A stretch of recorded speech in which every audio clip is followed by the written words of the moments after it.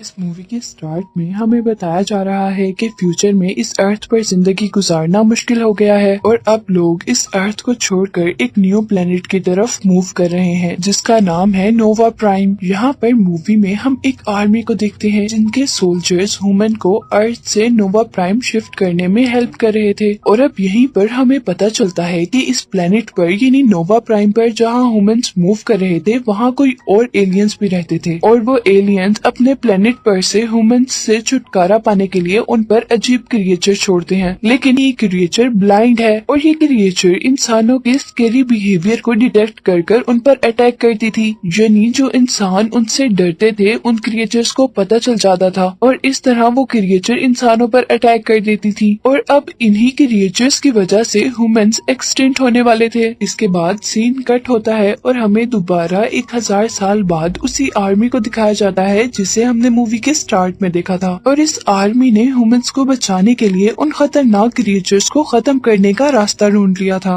इस आर्मी का कमांडर जिसका नाम साइफर है उसने इन क्रिएचर्स को मारने की एक टेक्निक ढूंढी थी और उसका नाम घूस्टिंग रखा था। इस टेक्निक का यूज करते हुए बगैर डरे उनके पास जाता था तो वो क्रिएचर्स उन्हें डिटेक्ट नहीं कर पाती थी और ऐसे उन क्रिएचर्स के कंप्लीट ब्लाइंड होने पर वो लोग उन क्रिएचर्स को मार दिया करते थे। अब नेक्स्ट सीन में हमें कुछ टीनेजर्स को दिखाया जाता है जो कि रेंजर्स बनने के लिए इंसानों के न्यू प्लेनेट यानी नोवा प्राइम पर ट्रेनिंग ले रहे थे। और इन्हीं बच्चों में अब हम एक लड़के को देखते हैं जिसका नाम किटाई है और यहीं पर हमें बताया जाता है कि ये बच्चा किटाई कमांडर साइफर का बेटा है जिसके बारे में मैंने आपको बताया था कि उसने उन क्रिएचर्स को मारने वाली टेक्निक यानी घूस्टिंग को ढूंढा था और उसी की वजह से अब इस प्लेनेट पर इंसानों की लाइफ सेफ थी। किटाई एक रेंजर बनने के लिए बहुत ज्यादा एम्बिशियस था क्योंकि उसकी बहन उसको बचाते हुए उन क्रिएचर्स के हाथों मारी गई थी और इसीलिए वो बची हुई क्रिएचर्स से लड़ने के लिए और अपनी सिस्टर का बदला लेने के लिए एक रेंजर बन रहा था।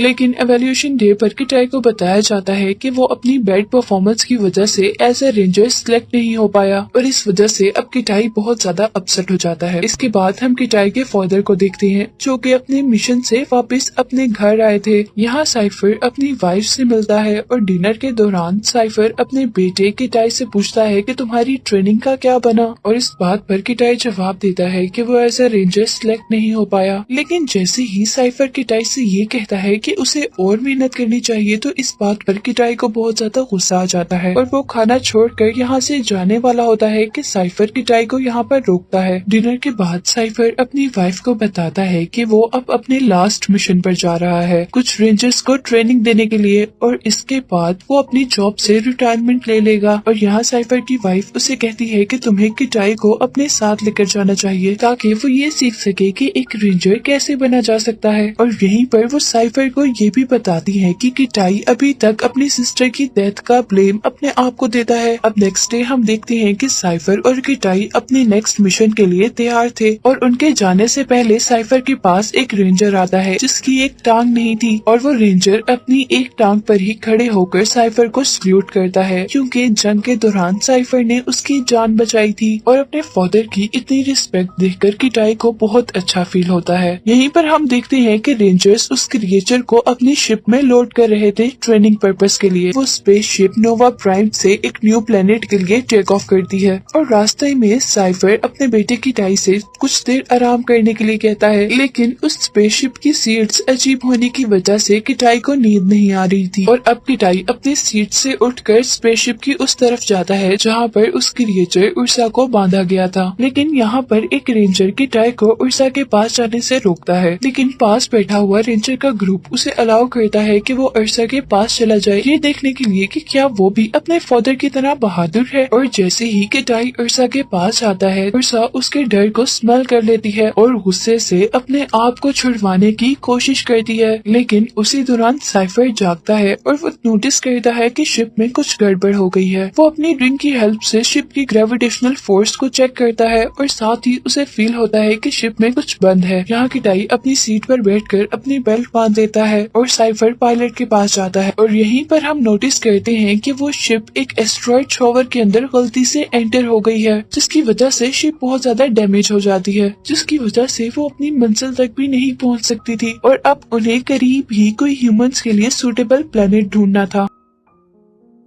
पायलट के सर्च करने के बाद उन्हें करीबी प्लेनेट अर्थ नजर आता है, लेकिन साइफर को अर्थ सेफ नहीं लग रहा था क्योंकि ह्यूमंस के यहाँ से चले जाने के बाद वो एक ऐसा प्लेनेट था जहाँ पर कुछ भी नहीं था। लेकिन क्योंकि उनके पास कोई और रास्ता नहीं था, इसीलिए उन्हें अर्थ पर लैंड करना पड़ता है। अब शिप अर्थ की तरफ बहुत तेज स्पीड से बढ़ रही थी और यहाँ पर साइफर अपने बेटे किटाई के पास आता है, जो कि बहुत ज्यादा घबराया हुआ था और उसे अब बहन के मरने का सीन याद आ रहा था। यहाँ साइफर अपने बेटे को काम डाउन करता है और उसी दौरान शिप बहुत ज्यादा स्पीड होने की वजह से टूट जाती है। सभी लोग शिप से बाहर गिर जाते हैं और क्योंकि किटाई ने सीट बेल्ट बांधी हुई थी, वो सीट पर ही रहता है और उसी क्रैश लैंडिंग के वक्त किटाई भी बेहोश हो जाता है और आखिर अब ह्यूमंस 1000 साल बाद अपने घर वापस अर्थ पर आए थे। किटाई अब होश में आकर अपने इर्द गिर्द रेंजर्स की डेड बॉडीज देख रहा और वहीं पर उसे अब साइफर की बॉडी भी मिलती है। किटाई उसे हक करता है, लेकिन कुछ ही देर में किटाई बहुत ज्यादा सरप्राइज हो जाता है जब साइफर को होश आ जाता है। अब अच्छी बात तो ये थी कि साइफर अभी तक जिंदा था, लेकिन बुरी बात ये थी कि उसकी दोनों टांगे बहुत बुरी तरह इंजर्ड थी। यहाँ साइफर किटाई से पूछता है कि कितने लोग जिंदा हैं और तब किटाई साइफर को बताता है कि हमारे अलावा यहाँ पर सब मर चुके हैं और वो साइफर को ये भी बताता है कि शिप का वो पार्ट जिसमें अर्सा को कैद किया हुआ था वो भी गायब है। और यहाँ साइफर को लग रहा था कि वो क्रिएचर शायद इस एक्सीडेंट में मर गई होगी, लेकिन वो किटाई को केयरफुल रहने को कहता है। साइफर किटाई को एक कम्युनिकेटर के बारे में बताता है जिसका नाम बीकन है और वो नोवा प्राइम पर इमरजेंसी की सूरत में रेस्क्यू सिग्नल्स पहुंचाने के काम आता था। लेकिन वो लोग ये देखकर डिसअपॉइंट हो जाते हैं कि बीकन पूरी तरह डैमेज हो गया था। अब किटाई साइफर को कंट्रोल पैनल तक लेकर जाता है, जो कि लकीली अभी तक वर्क कर रहा था और इस कंट्रोल पैनल से साइफर दूसरे बीकन की पोजीशन को ढूंढता है, जो कि शिप के दूसरे एरिया में था और वो शिप का पार्ट क्रैश लैंडिंग के वक्त यहाँ से 100 किलोमीटर दूर गिरा था। वो लोग बीकन के बगैर कभी भी घर नहीं जा सकते थे और अब हर हाल में उन्हें वो बीकन हासिल करना था। और क्योंकि साइफर की दोनों लेग्स इंजर्ड थी और वो चल नहीं पा रहा था, इसीलिए ये सब काम किटाई को करना था। किटाई के लिए ये सब करना बिल्कुल भी आसान नहीं था, लेकिन साइफर उसे बताता है कि वो हर वक्त उसे कंट्रोल पैनल की हेल्प से देखता रहेगा और इसी के साथ साइफर किटाई को इंस्ट्रक्शन देता है कि वो यहाँ की क्रिएचर यानी अर्थ की क्रिएचर से बच कर रहे, क्योंकि इन 1000 सालों में ये क्रिएचर जरूर इंसानों के लिए खतरनाक हो गई होंगी। अब साइफर किटाई को कम्युनिकेटर, वेपन और कुछ कैप्सूल्स देता है और इन कैप्सूल्स में एक ऐसा फ्लूइड था जो कि ऑक्सीजन को इनहेंस कर सकता था, क्योंकि इस टाइम अर्थ पर ऑक्सीजन बहुत ज्यादा लो थी, जिसकी वजह से सांस लेने में मुश्किल हो सकती थी। अर्थ की एटमॉस्फेयर खराब होने की वजह से अर्थ का क्लाइमेट भी बहुत ज्यादा खराब हो गया था, इसीलिए साइफर किटाई को ऐसी जगहों पर रहने को कहता है जो जगह थोड़ी गर्म हो, ताकि अर्थ की हीट उसे रात में वार्म अप रखे। किटाई के जाने के बाद साइफर अपनी लेग को चेक करता है, जो कि बहुत बुरी तरह डैमेज हो चुकी थी और अब बहुत ज्यादा दर्द होने की वजह से साइफर पेन किलर लेता है, जिसकी वजह से उसे नींद आ जाती है। लेकिन सोने से पहले साइफर कंट्रोल पैनल पर नोटिस करता है कि किटाई एक जंगल में पहुंच गया है, जहाँ से एक क्रिएचर उस पर अटैक करने वाली थी। साइफर जल्दी से उन क्रिएचर्स के बारे में किटाई को इन्फॉर्म करता है और उनसे दूर रहने को कहता है और अब हमें किटाई को दिखाया जाता है जिसके पीछे एक जाइंट मंकी था। किटाई उस मंकी से डरकर उस पर एक पत्थर फेंकता है, पर यहाँ अब किटाई पर मंकीज का ग्रुप अटैक करने वाला था, लेकिन किटाई जल्दी से वहाँ से भाग जाता है। साइफर किटाई को अपने कंट्रोल पैनल से डायरेक्शन गाइड कर रहा था और किटाई अपनी जान बचाने के लिए वहाँ से भाग रहा था और आखिर वो मंकीज उसका पीछा छोड़ ही देते हैं जब वो एक रिवर में जंप करता है, लेकिन यहाँ से उसकी बॉडी पर एक पॉइजनस लीच अटैच हो जाती है। साइफर अभी भी कंट्रोल पैनल से किटाई को देख रहा था और वो किटाई को अब एंटीडोट लेने को कहता है। किटाई जैसे ही वो एंटीडोट अपने अंदर इंजेक्ट करता है तो वो उसी टाइम बेहोश हो जाता है। अब कुछ देर बाद साइफर किटाई को जगाता है क्योंकि अर्थ का टेम्परेचर बहुत ज्यादा डाउन हो रहा था और उसे रात होने से पहले पहले अर्थ के किसी हॉट स्पॉट की तरफ जाना था अगर वो फ्रीज होकर मरना नहीं चाहता था। तो अब किटाई जल्दी से अपनी जान बचाने के लिए किसी हॉट स्पॉट की तरफ भागता है और दूसरी तरफ हम साइफर को देखते हैं जो कि अपनी सर्जरी कर रहा था। पर इस दौरान साइफर को लग रहा था कि अब वो और जिंदा नहीं रह पाएगा, इसीलिए अब वो मरने से पहले अपनी फैमिली की कुछ मेमोरीज देखता है। और यहीं पर दूसरी तरफ किटाई भी कुछ अच्छी पोजीशन में नहीं था क्योंकि उन मंकीज से बचते हुए उसके 2 ऑक्सीजन कैप्सूल डिस्ट्रॉय हो गए थे और अगर उसे जिंदा रहना था तो उसे जल्द ही अपनी डेस्टिनेशन तक पहुंचना था। यहाँ साइफर किटाई से उसकी कंडीशन पूछता है और यहाँ वो साइफर को झूठ बोल देता है कि हर चीज ठीक है। अब रात हो जाती है और किटाई को हम सेफली एक केव में देखते हैं और यहाँ किटाई साइफर से सवाल करता है कि आपने घोस्टिंग टेक्निक कैसे ढूंढी थी। और यहाँ साइफर उसे बताता है कि जब वो कहीं जा रहा था तो एकदम से उसके सामने एक अर्सा अपेयर हुई और साइफर अर्सा को देखते ही डर के वहीं पर खड़ा हो गया और अर्सा अपनी अजीब सी आवाज से उसके शोल्डर के पास शाउट करने लगी और इसी दौरान अचानक वो दोनों एक रिवर में गिर गए। साइफर उसे बताता है कि रिवर के बॉटम में अर्सा उसकी बॉडी के ऊपर थी और वो साइफर को खाने ही वाली थी।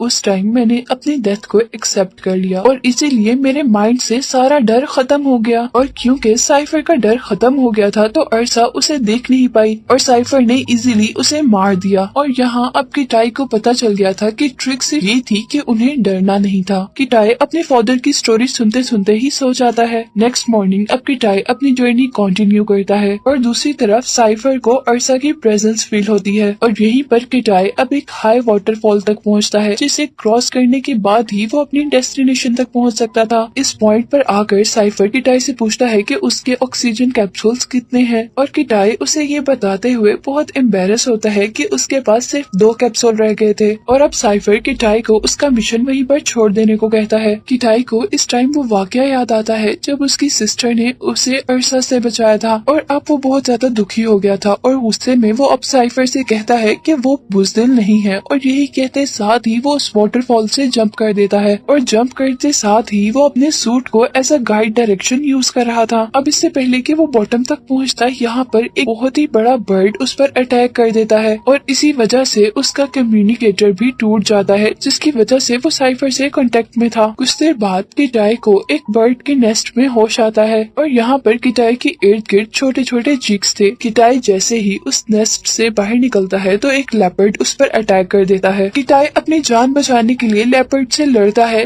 लेकिन इस लड़ाई के दौरान सारे ही चिक्स मर जाते हैं और अब किटाई उस बर्ड से बचने के लिए और अपनी जान बचाने के लिए वहाँ से भागता है। यहाँ दूसरी तरफ हम देखते हैं कि साइफर सैटेलाइट मॉनिटर से किटाई को ढूंढ रहा था लेकिन किटाई के मिलने के बजाय उसे 2 ऑफिसर्स मिलते हैं जो कि ट्री से लटके हुए थे और इससे उसे पता चला था कि वो अर्सा अभी भी जिंदा है। इस सब के बाद हम दोबारा किटाई को देखते हैं जो कि एक केव में आराम कर रहा था और अब वो यहाँ पर एक मैप बनाता है जिसकी हेल्प से वो टेल की डायरेक्शन ढूंढ सके। नेक्स्ट मॉर्निंग अब किटाई अपनी जर्नी कंटिन्यू करता है लेकिन यहाँ वो बर्ड भी उसका पीछा कर रहा था और अब इसी दौरान किटाई को सांस लेने में भी मुश्किल हो रही थी और इसीलिए अब वो अपना आखिरी ऑक्सीजन कैप्सूल लेता है और उसके बाद किटाई एक बोट बनाता है और उस बोट पर सफर करते करते किटाई को नींद आ जाती है और जैसे ही किटाई की आंख खुलती है तो वो नोटिस करता है कि अर्थ का टेम्परेचर बहुत ही ज्यादा डाउन हो गया है और उसके इर्द गिर्द हर चीज फ्रीज हो गई है और अब यहाँ पर किटाई सर्दी की वजह से बेहोश हो जाता है और हम देखते हैं कि किटाई को कोई अजीब सी चीज अपनी तरफ खींचती है।